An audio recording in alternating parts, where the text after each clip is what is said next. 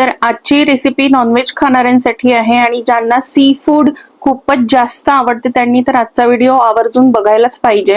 Hi hello नमस्कार, मी Madhura Savji kitchen मध्ये तुम्हा सर्वांचं अगदी मनापासून स्वागत. तर आज मी तुम्हाला सावजी पद्धतीने झिंगे कसे करायचे ते सांगणार आहे. तुम्ही आजपर्यंत झिंगा करीच्या खूप साऱ्या रेसिपीज बघितल्या असेल, पण आज मी जी रेसिपी तुमच्यासोबत शेअर करणार आहे ती फार वेगळी आहे आणि जर तुम्ही या पद्धतीने कराल तर तुम्हाला 100% आवडेल हे मी खात्रीने सांगू शकते. आणि तुम्हाला मी खरंच सांगते, एकदा जर तुम्ही या पद्धतीने कराल तर पुन्हा पुन्हा तुम्ही याच पद्धतीने करून खाल, एवढी याची चव जबरदस्त आहे. तर त्यासाठी व्हिडिओ शेवटपर्यंत बघा आणि अजूनपर्यंत तुम्ही माझ्या चॅनलला सबस्क्राईब केलं नसेल तर पटकन सबस्क्राईब करा. तुम्हाला जर माझे व्हिडिओज आवडत असेल तर व्हिडिओला लाईक करा, शेअर करा. चला तर मग आता वेळ न घालवता पटकन रेसिपीला सुरुवात करूया. तर इथे मी हे झिंगे घेतलेले आहेत. झिंगे अर्धा किलो आहे आणि मार्केटमधूनच साफ करून आणलेले आहे. जर तुमच्याकडे मार्केटमधून साफ करून मिळत नसेल तर तुम्हाला घरी आणून साफ करावं लागेल. आता हे मी 3 ते 4 पाण्याने स्वच्छ धुवून घेतलेले आहेत आणि इथे मी हे कांदे घेतलेले आहेत. तर यासाठी आपल्याला 6 ते 7 मीडियम साईजचे कांदे लागणार आहेत आणि कांदे आपल्याला भरपूर लागणार आहे या भाजीसाठी. तर इथे कांद्यामध्ये आपल्याला अजिबात कंजूसी करायची नाही आहे. आता हे कांदे आपल्याला बारीक चिरून घ्यायचे आहेत. तर तुमच्याकडे चॉपर असेल तर त्यातही तुम्ही बारीक चिरून घेऊ शकता. इथे मी कांदा छान बारीक चिरून घेतलेला आहे. आता इकडे आपल्याला एका पातेल्यामध्ये 3 ते 4 टेबलस्पून इतकं तेल घ्यायचं आहे. तर तेल इथे गरम होऊ द्यायचं आहे आणि त्यानंतर मी याच्यामध्ये कांदा घालून घेतलेला आहे. पण आपल्याला कांदा घालायचा नाही आहे. तेल गरम झाल्यानंतर यात आपल्याला लवंग घालायचं आहे, जे मी विसरलेली आहे. पण तुम्ही जेव्हा कराल तेव्हा तेल गरम झाल्यानंतर लवंग घालायचं आहे सर्वात आधी आणि लवंग थोडंसं फुललं की मग त्याच्यानंतर आपल्याला याच्यामध्ये कांदा घालायचा आहे. तर काही हरकत नाही, मी कांदा घातल्यानंतर लवंग घातलेला आहे. आता लवंग सुद्धा या कांद्यासोबत छान फ्राय होईल. आता हे कांदे आपल्याला इथे गोल्डन ब्राऊन रंगावर परतून घ्यायचे आहे. तर एवढे कांदे परतायला वेळ लागतो. तर घाई न करता आपल्याला व्यवस्थित मीडियम टू लो फ्लेमवर हा कांदा गोल्डन ब्राऊन रंगावर परतून घ्यायचा आहे. आता यात आपल्याला चवीनुसार मीठ घालायचं आहे. तर भाजीला जेवढं मीठ लागतं तेवढं संपूर्ण मीठ मी आत्ताच घातलेलं आहे. मीठ घातल्याने कांदा लवकर परतला जातो आणि वेळही वाचतो, म्हणून सुरुवातीलाच आपल्याला इथे मीठ घालायचं आहे. आता तिकडे कांदा परतून होतो आहे तोपर्यंत आपल्याला इकडे झिंगे फ्राय करायचे आहेत. तर त्यासाठी मी कढईमध्ये 1 टेबलस्पून इतकं तेल घेतलेलं आहे.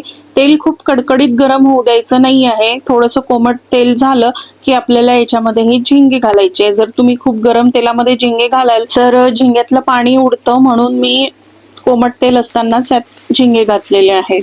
आता हे झिंगे आपल्याला व्यवस्थित फ्राय करून घ्यायचे आहे, म्हणजे या झिंग्यातलं जे पाणी आहे ते पूर्ण आटेपर्यंत आपल्याला इथे झिंगे फ्राय करायचे आहे. आणि ही स्टेप आपल्याला अजिबात स्किप करायची नाही आहे. अशा पद्धतीने झिंगे फ्राय करणं गरजेचं असते, म्हणजे झिंग्याची जी दुर्गंधी असते आणि जो वास असतो तो पूर्ण याच्यामध्ये निघून जातो. तर आता हे झिंगे फ्राय करून झालेले आहे. तुम्ही बघू शकता इथे यातलं पाणी जे आहे ते संपूर्णपणे आटलेलं आहे, बघू शकता तुम्ही इथे. तर या पद्धतीने झिंगे फ्राय केले तर भाजीला खूप छान चव येते आणि याला जास्त वेळही लागत नाही. 4 ते 5 मिनिटात झिंगे फ्राय करून होतात. आता झिंगे फ्राय करून झालेले आहेत आणि आता इकडे कांदे सुद्धा होतच आलेले आहेत. कांद्याला गोल्डन ब्राऊन रंग आलेला आहे, बघू शकता तुम्ही इथे. एवढे कांदे परतून घ्यायला आपल्याला 12 ते 15 मिनिटं आरामात लागतात. त्याच्यामुळे अजिबात घाई न करता कांदा व्यवस्थित परतून घ्यायचा आहे. आता कांदा झालेला आहे आणि याच्यामध्ये आपल्याला हे फ्राय केलेले झिंगे घालायचे आहेत. तर झिंगे घातल्यानंतर व्यवस्थित मिक्स करायचं कांद्यामध्ये आणि त्यानंतर आपल्याला यात मसाले घालायचे आहेत. तर आलं लसूण आणि कोथिंबिरीचं वाटण घातलेलं आहे मी यात 2 चमचे. चवीनुसार आपल्याला यात तिखट घालायचं आहे. तर मी 2 ते 3 चमचे तिखट घातलेलं आहे. तुम्ही तुमच्या चवीनुसार घाला. अर्धा चमचा हळद घातलेली आहे. 1 चमचा धने पावडर घातलेला आहे. आता हे मिक्स करायचं आणि त्यानंतर मी याच्यामध्ये घातलेला आहे गरम मसाला सावजीचा. तर पाव चमचा मी सावजीचा गरम मसाला घातलेला आहे.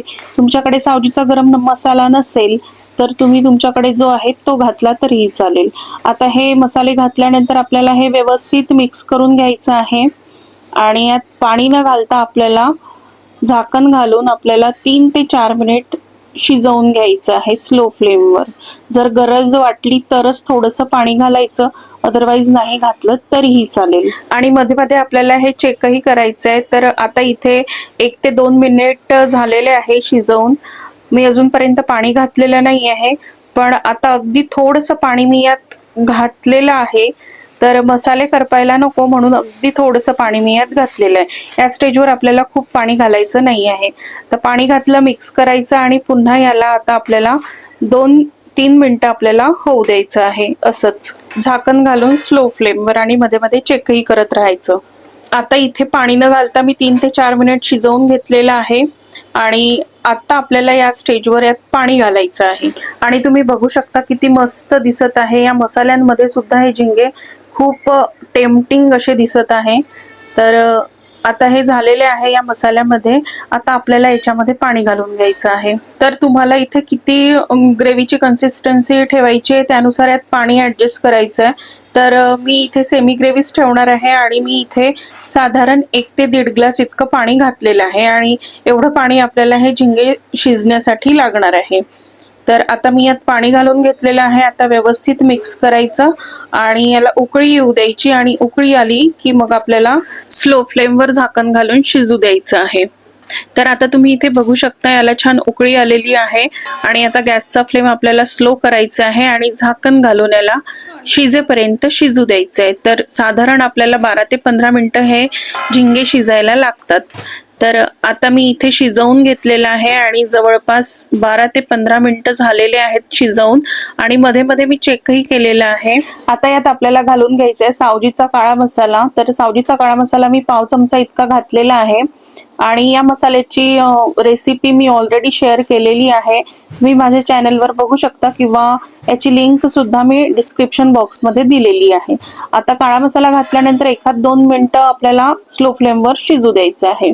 आता इथे 1-2 मिनिट शिजवून घेतल्यानंतर मी गॅस ऑफ केलेला आहे आणि आता याच्यावर आपल्याला घालून घ्यायची आहे मस्तपैकी बारीक चिरलेली कोथिंबीर. आणि तुम्ही बघू शकता इथे भाजीचा रंग खूप मस्त दिसत आहे. भाजीची ग्रेव्हीची कन्सिस्टन्सी सुद्धा एकदम परफेक्ट झालेली आहे आणि दिसायलाही एकदम टेम्पटिंग दिसत आहे आणि चव तर एकदम भन्नाट अशी झालेली आहे. तर अशा प्रकारे इथे आपली ही सावजी पद्धतीची झिंग्याची भाजी तयार झालेली आहे. तर तुम्ही या पद्धतीने एकदा नक्की बनवून बघा आणि कसा वाटला तुम्हाला आजचा व्हिडिओ कमेंट करून मला नक्की सांगा.